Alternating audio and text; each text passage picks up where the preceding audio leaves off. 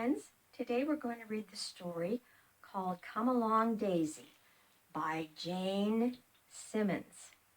It's about a mama duck and a little baby duck.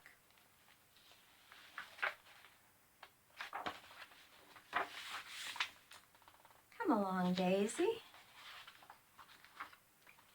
You must stay close, Daisy, said Mama Duck. I'll try, said Daisy. But Daisy didn't. Come along, Daisy, said Mama Duck. But Daisy was watching the fish. Come along, Daisy, shouted Mama Duck again. But Daisy was far away, chasing dragonflies.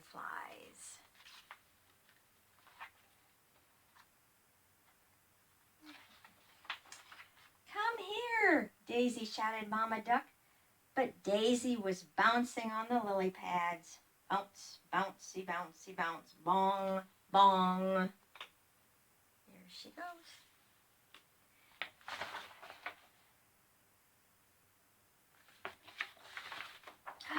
Plop went a frog. Quack, said Daisy. What does a frog say? That's right, ribbit. Bong, plop, bong, plop. They were playing together. Bong, plop, and then splash went the frog. Quack, said Daisy, but the frog had gone. Mama, called Daisy. But Mama Duck had gone. Daisy was all alone. She scrambled up onto the riverbank and something screeched in the sky above. Ooh, danger. So Daisy hid in the weeds. If only Mama Duck were here. There's Daisy hiding.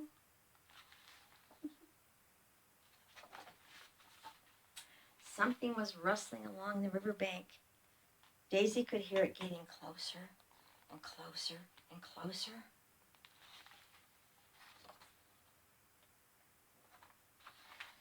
It was Mama Duck. Daisy, come along, she said, and Daisy did. And even though Daisy played with the butterflies, she stayed very close to Mama Duck. Aww. And that's the story of Come Along Daisy.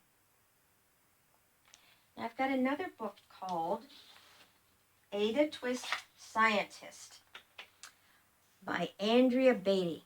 It's a wonderful story about a little girl that wants to be a scientist. So, there's lots of words in this one. Ada Marie said not a word until the day she turned 3. She bounced in her crib and looked all around, observing the world but not making a sound. She learned how to climb and made her big break with a trail of chaos left in her wake. She ran through the day chasing each sound in sight and didn't slow down till she conked out at night. Her parents were perplexed, frazzled, but tried not to freak as Ada grew bigger and still did not speak. Clearly, young Ada, with lots in her head, would have something to say when it ought to be said. There she is. She's tinkering and trying things.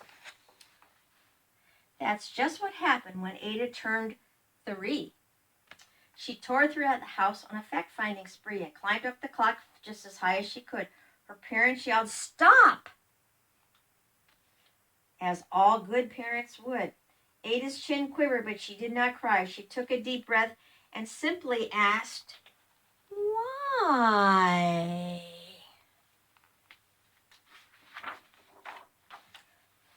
Why does it tick and why does it talk? Why don't we call it a granddaughter clock? Why are there pointing things stuck to a rose? Why are there hairs up inside of your nose? She started with why and then what, how, and when. By bedtime, she came back to why once again. She drifted to sleep as her dazed parents smiled at the curious thoughts of their curious child. She wanted to know what the world was about. They kissed her and whispered, "You'll figure it out." Her parents kept up with their high-flying kid, whose questions and chaos both grew as she did. And she asked questions like, why, what, how, when, why does it do that? How does it do that? What will it be?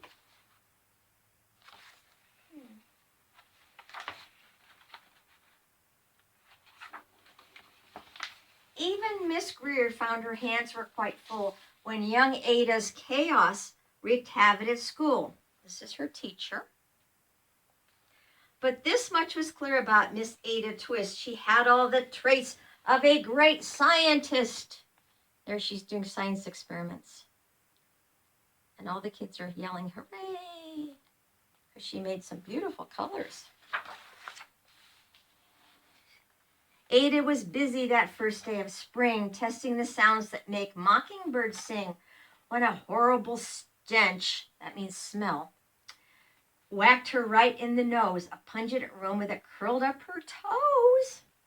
"Zowie," said Ada, which got her to thinking, what is the source of that terrible stinking?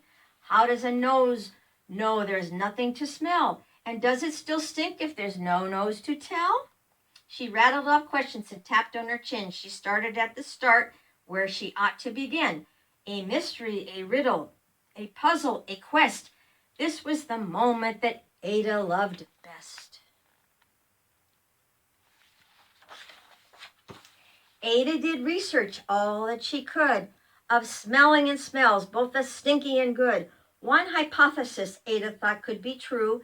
The terrible stink came from Dad's cabbage stew. She tested and tested, but soon Ada knew it was time to come up with hypothesis 2. There she's trying all kinds of ideas out. That's what scientists do. They try and try and try. Even if they fail, they keep trying till they find the answer. That's what they do. Then, zowie, the stink struck again, just like that. Hypothesis 2, it's caused by the cat.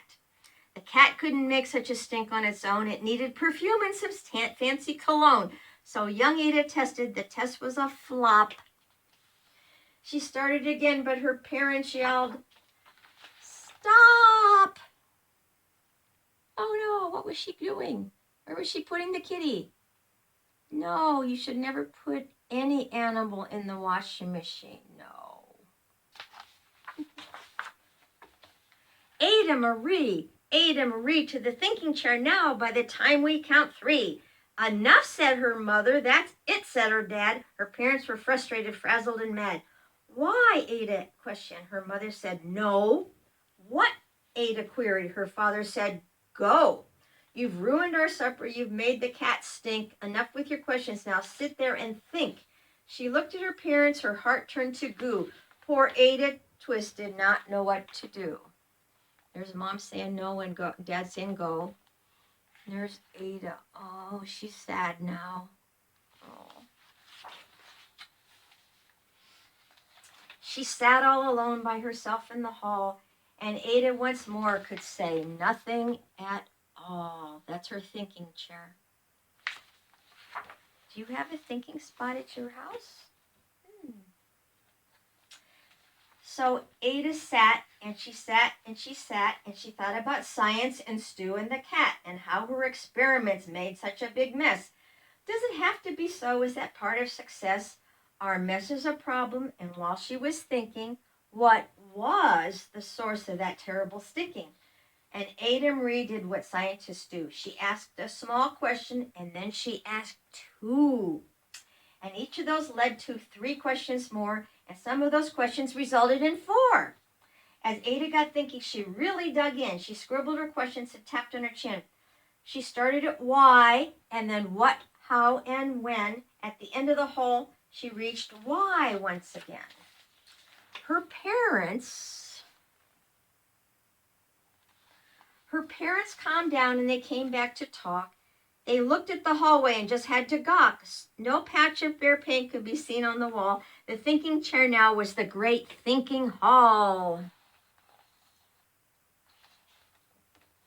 They watched their young daughter and sighed as they did. What would they do with this curious kid? They wanted to know what the world was about. They smiled and whispered, "We'll figure her out." And that's what they did, because that's what you do when your kid has a passion and heart that is true. They remade their world. Now they're all in the act of helping young Aiden sort fiction from fact. She asks lots of questions. How could she resist? It's all in the heart of a young scientist.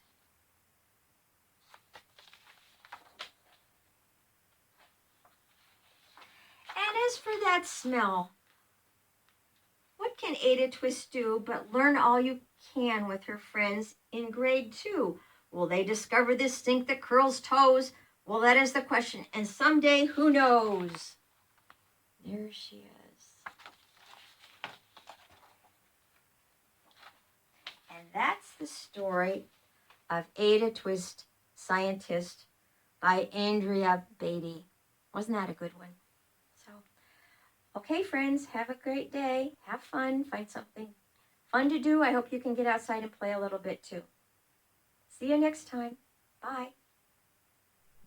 Subscribe for more daily science, crafts, and activities, or visit the Discovery Center Museum Playful Learning at Home webpage for more information.